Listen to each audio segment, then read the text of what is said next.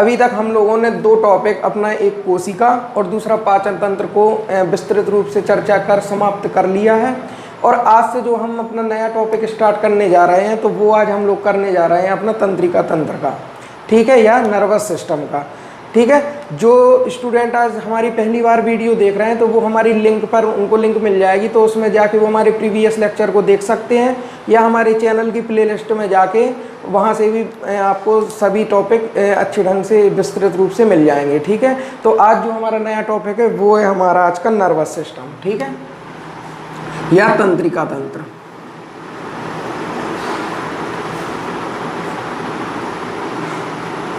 तंत्रिका तंत्र, nervous system. तंत्रिका तंत्र की यदि हम बात करें तो तंत्रिका तंत्र मतलब वह तंत्र जो तंत्रिका कोशिकाओं से मिलकर बना होता है, ठीक है। तंत्रिका कोशिकाओं से, जैसे हमारा ब्रेन हो गया, ठीक है, तो यह सभी किससे, तंत्रिका कोशिकाओं से मिलकर बना है, ठीक है। इनकी यदि हम बात करें तो तंत्रिका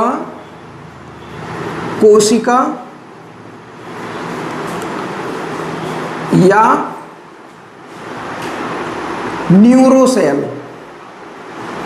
न्यूरोसेल्स, ठीक है, न्यूरोसेल्स या न्यूरॉन, इनको हम लोग क्या बोलेंगे, न्यूरॉन, ठीक है।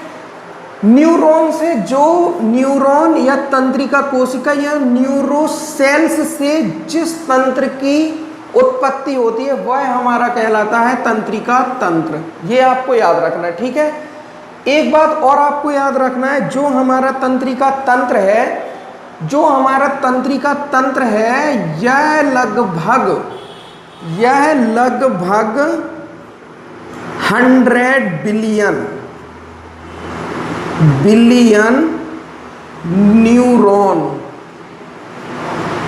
न्यूरॉन से मिलकर बनता है, ठीक है। याद रखना है आपको ये चीज। तंत्रिका तंत्र, हमारे जो शरीर का तंत्रिका तंत्र है वह कितने न्यूरॉन से मिलकर बनता है, तो लगभग इसमें 100 बिलियन न्यूरॉन होते हैं से मिलकर बनता है, तो ये आपको याद रखना है। इसके यदि हम कार्य की बात करें तो तंत्रिका तंत्र का क्या कार्य होता है, यदि आप एक एग्जाम्पल से समझे, जिस प्रकार से हम देख रहे हैं, ठीक है, तो देख रहे हैं तो देखने का कार्य, जो मीडिएटर काम है वो तो हमारी आंखें हैं, लेकिन इस सूचना को हमारे ब्रेन तक कौन पहुंचाता है, ब्रेन तक। यदि हम ब्रेन तक हमारी जो यह सूचना मिल रही है तो उसके कारण हम लोग देख पाते हैं, ठीक है। ये हमारे एग्जाम्पल हो गए। तो यह हमारी कौन सी कोशिकाएं काम करती हैं, तो वो हमारी करती हैं कोशिकाएं, तंत्रिका कोशिकाएं वर्क करती हैं, जिसके कारण हम यह क्रियाविधि से संचालित हो पाते हैं, याद रखना, ठीक है। अब यदि हम तंत्रिका तंत्र की बात करें तो तंत्रिका तंत्र को हम दो भागों में देखेंगे, ठीक है। तंत्रिका तंत्र को हम दो भागों में देखेंगे, ठीक है। तो कौन कौन से, तो सबसे पहले यहां इस आपको डायग्राम को अच्छे से देखना है, ठीक है। सबसे पहला जो हमारा भाग है वो कहलाता है केंद्रीय तंत्रिका तंत्र, ठीक है, या सेंट्रल नर्वस सिस्टम, ठीक है। और दूसरी यदि हम इसकी बात करें तो दूसरा हमको पढ़ना है परिधीय तंत्रिका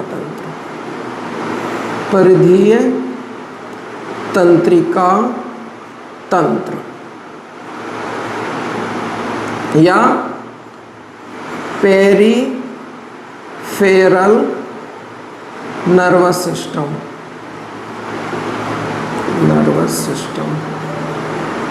ठीक है। केंद्रीय तंत्रिका तंत्र जो हमें पढ़ना है, तो केंद्रीय तंत्रिका तंत्र की यदि हम बात करें तो इसमें हम लोगों को पढ़ना है दो चीज़ें। अब वो दो चीज़ें कौन कौन सी हैं? तो सबसे जो पहला हमें टॉपिक पढ़ना है तो वो है हमारा ब्रेन। क्या है? ब्रेन या मस्तिष्क। और जो दूसरी हमें पढ़ना है तो वो है हमारा मेरुरज्जु या स्पाइनल कॉर्ड्स, स्पाइनल कॉर्ड्स या मेरुरज्जु, मेरुरज्जु। ठीक है। यदि हम परधीय तंत्रिका तंत्र की बात करें तो इसको हम लोग डिवाइड करेंगे दो भागों में। तो सबसे पहला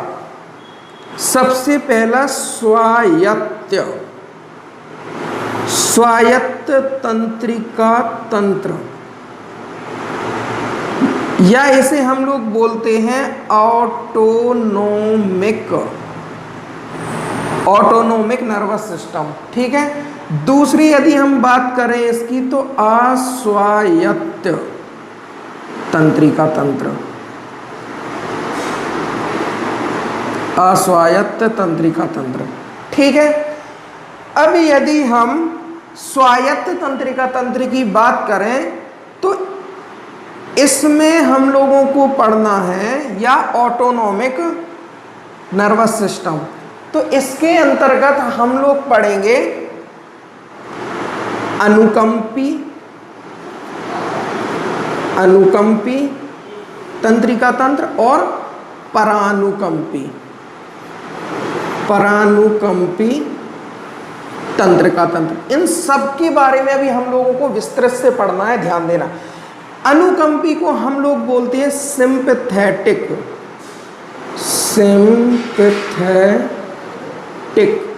नर्वस सिस्टम। ठीक है। और परानुकंपी को बोलेंगे पैरा सिंपैथेटिक नर्वस सिस्टम। ठीक है। अनुकंपी सिंपैथेटिक, परानुकंपी पैरासिम्पैथेटिक। और जो ये अस्वायत्त तंत्रिका तंत्र है इसमें हम लोगों को दो चीजें पढ़ना है। सबसे पहले क्रेनियल भाग और मतलब क्रेनियल तंत्रिकाएं तंत्र, क्रेनियल। और दूसरा हम लोग इसमें पढ़ेंगे स्पाइनल।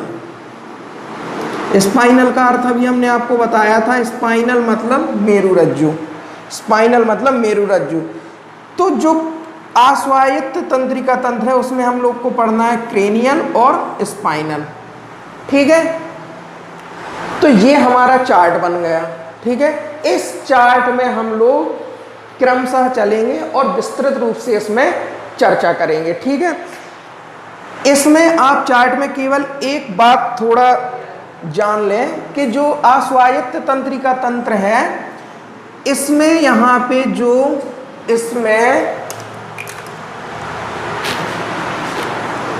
इसमें जो क्रेनियल वाला भाग है तो इसमें यदि हम देखें तो इसमें क्या पाई जाती हैं? 12 जोड़ी।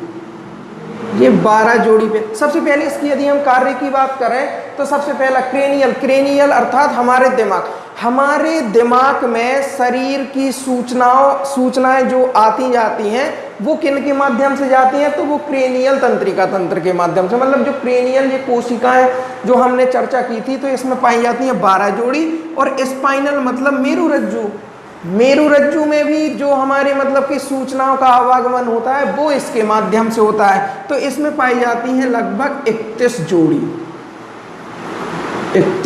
पाई जाती हैं। ठीक है। ये चीजें आपको थोड़ा याद रखना है। ठीक है। अब हम लोग यहाँ पे अपने तंत्रिका तंत्र में सबसे पहले जो हमारा भाग होगा या जिसको हम लेके चलेंगे तो वो लेके चलेंगे हम अपना केंद्रीय तंत्रिका तंत्र को। ठीक है। इसके बारे में हम विस्तृत चर्चा करेंगे। केंद्रीय तंत्रिका तंत्र के बाद जाएंगे हम लोग परधीय तंत्रिका तंत्र पे। ठीक है। तो केंद्रीय तंत्रिका तंत्र में अभी हम लोगों को क्या पढ़ना है? नंबर 1 ब्रेन पढ़ना है और दूसरा क्या पढ़ना है? मेरुरज्जु। ठीक है। तो केंद्रीय तंत्रिका तंत्र को हम लेके चलेंगे अभी। ठीक।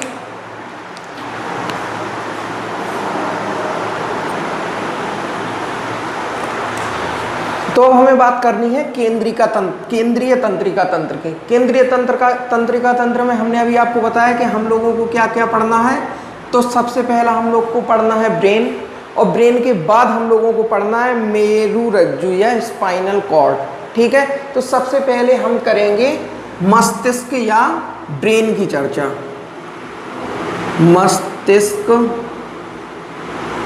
मस्तिष्क या ब्रेन।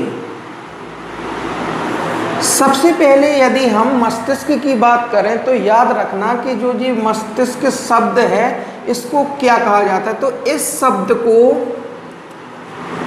शब्द को कहा जाता है एनसीफेलोन। क्या कहा जाता है? एनसीफेलोन। ठीक है, इस चीज को आप लोग याद रखना, इसको बोलते हैं एनसीफेलोन। एनसीफेलोन। मानव शरीर में मानव शरीर में यदि हम मस्तिष्क के वजन की बात करें, वजन या वेट, यदि हम मस्तिष्क के वजन की बात करें तो याद रखना कि लगभग जो मानव शरीर में मस्तिष्क का वेट होता है तो वो होता है 1350 से लेकर 1400 ग्राम। ग्राम में बोल रहे हैं, याद रखना। तो जो मस्तिष्क का वजन होता है वो होता है 1350 से लेकर 1400 ग्राम तक। ठीक है, इसे आप लोग नोट कीजिए। इसके बाद हम करेंगे अभी इसकी संरचना की बात। ठीक है, कि किस प्रकार से रहता है, इसमें कौन कौन से भाग होते हैं, उनसे अभी आप लोगों को हम परिचित करा रहे हैं। ठीक है,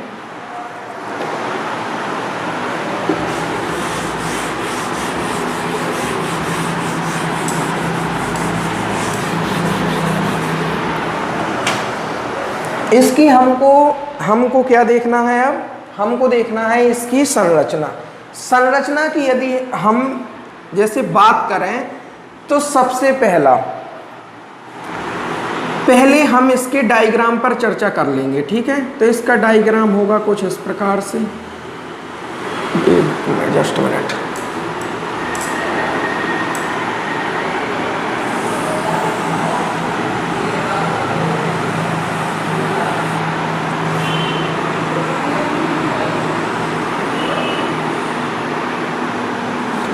ध्यान से देखिएगा, इनके अभी हम लोग को हर पार्ट पर डिस्कस करना है कि क्या क्या पाया जाता है।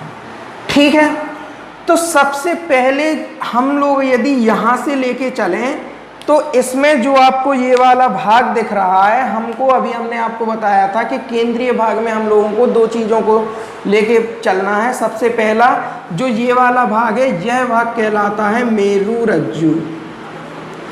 मेरुरज्जु या स्पाइनल कॉर्ड्स बताया था। ठीक है, इसके यदि हम जस्ट इस वाले भाग की बात करें, इस वाले भाग की, तो जो ये वाला हमारा भाग है ये वाला कहलाता है मेड्यूला ओब्लिगाटा। इन सबको आपको याद रखना है, ये वाला जो भाग कहलाता है ये कहलाता है मेड्यूला ओब्लिगोटा या गाटा, मेड्यूला ओब्लिगाटा। ठीक है, कहीं गोटा भी ओब्लिगोटा या ओब्लिगाटा। ठीक है, इसके बाद जो हमें ये वाली संरचना यहाँ पे आपको दिख रही है, तो ये वाला जो भाग होता है यह कहलाता है पोन्स वेरोलाई। आप लोग भी बनाते जाइए साथ साथ में डायग्राम। यह कहलाता है पोन्स वेरोलाई।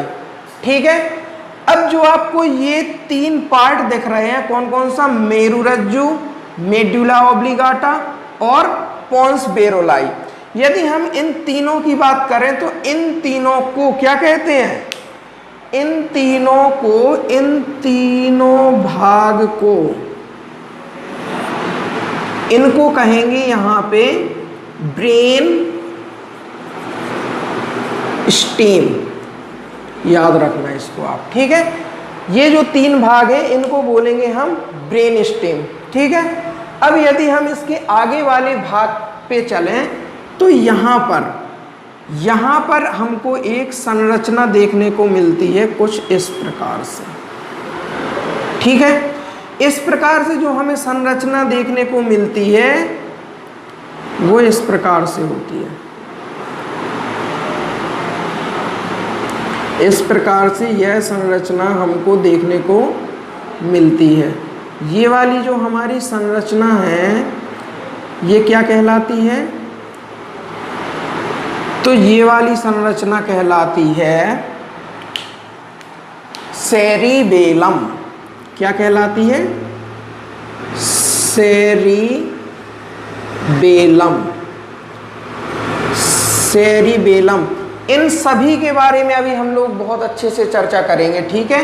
ये वाली जो संरचना है ये कहलाती है क्या? तो वो कहलाती है सेरिबेलम, ठीक है। अब हम लोग थोड़ी इसके संदर्भ में भी चर्चा करेंगे, ठीक है।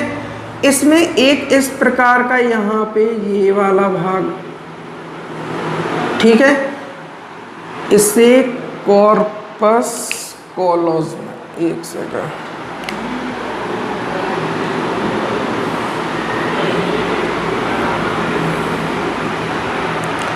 इस प्रकार यह अपना कहलाएगा सेरिब्रम भाग कहलाएगा। क्या कहलाएगा? सेरिब्रम। सेरिब्रम,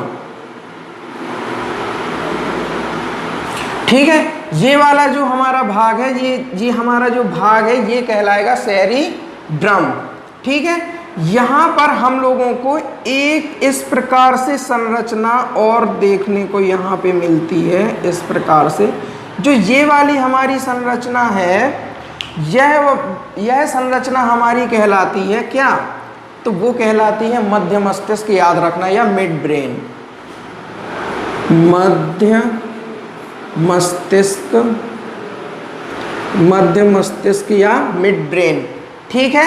इसके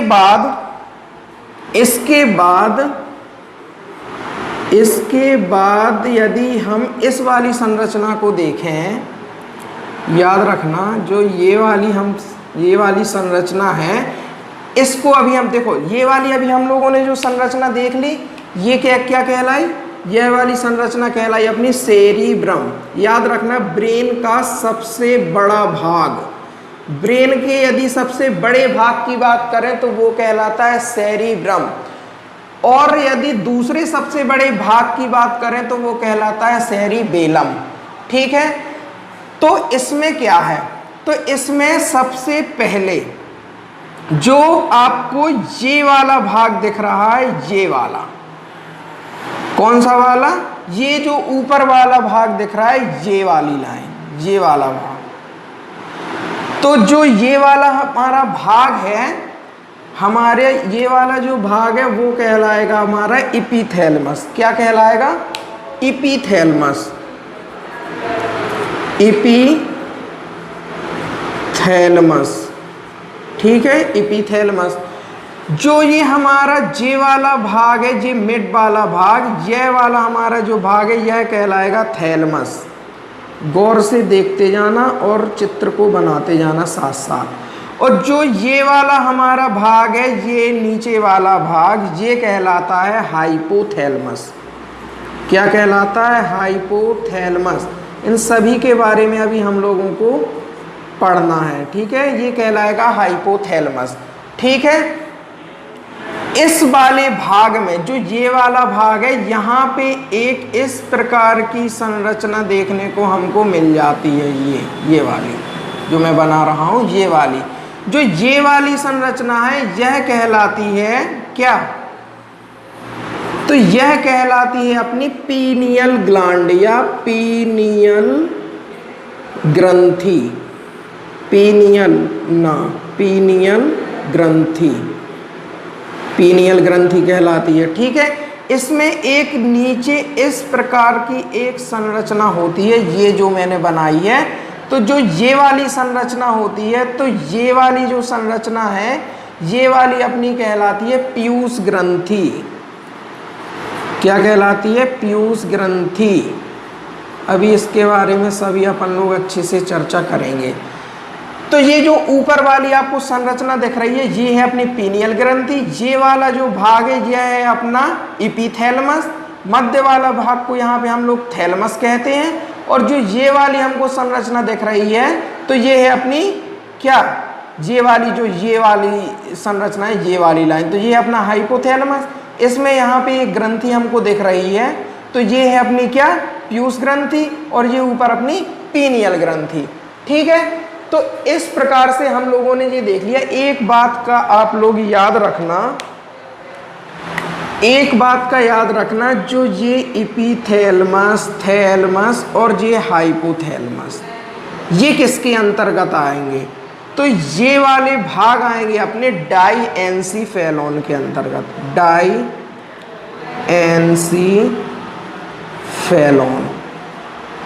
ठीक है, बाद में इसके भी हम विस्तृत चर्चा करेंगे। तो इस प्रकार से हम लोगों ने इसका डायग्राम देखा है, इसमें क्या क्या होता है, इन सब के बारे में अब हम लोगों को पढ़ना है मस्तिष्क में। ठीक है, तो ये आप लोग नोट कीजिए।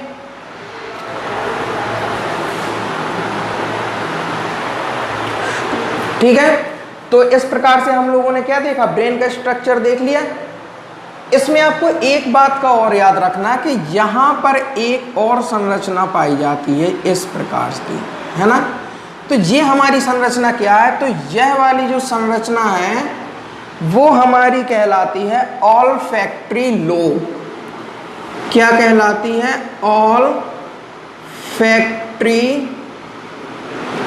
ऑलफैक्टरी लोब। यह संरचना हमारी कहलाती है ऑलफैक्टरी लोब।